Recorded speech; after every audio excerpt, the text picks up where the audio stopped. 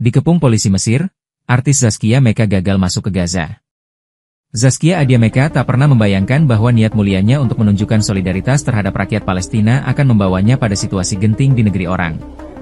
Bersama 9 WNI lainnya, termasuk aktivis sosial Wanda Hamidah, Zaskia memutuskan untuk bergabung dalam aksi Global March to Gaza, sebuah aksi damai yang diikuti relawan dari berbagai negara, dengan tujuan mendesak dibukanya akses kemanusiaan ke wilayah Gaza.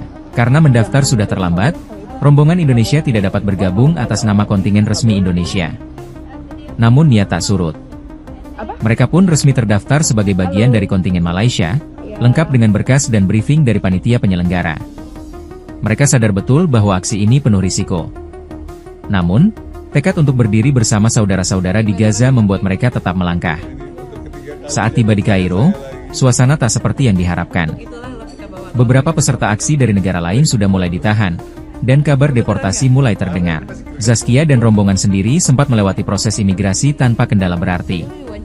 Namun ketika malam datang dan mereka menginap di sebuah hotel, tanda-tanda tekanan mulai terasa. Malam itu, sejumlah polisi Mesir datang dan mulai mencatat paspor mereka satu persatu. Nada serius terdengar dalam percakapan antara aparat dan staf hotel. Suasana menjadi tegang.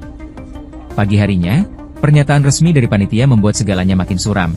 Tidak ada kesepakatan dengan pemerintah Mesir, dan para peserta Long March dianggap sebagai peserta ilegal yang bisa ditangkap kapan saja.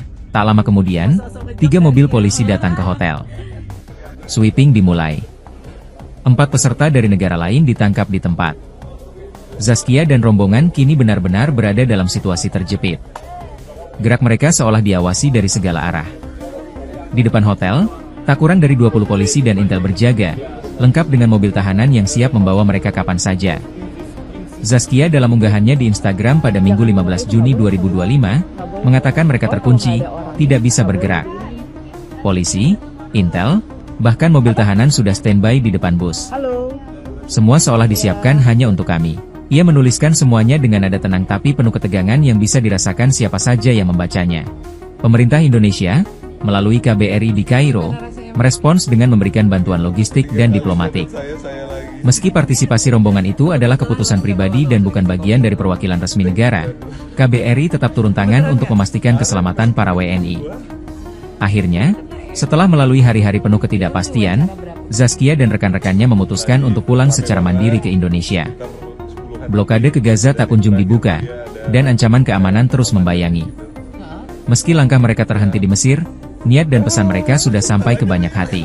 Mereka mungkin tidak berhasil menembus Gaza, namun keberanian mereka berdiri dan bergerak untuk kemanusiaan, meski harus menghadapi risiko penahanan dan deportasi, menjadi kisah tersendiri tentang suara solidaritas dari tanah air yang menggema hingga perbatasan Palestina.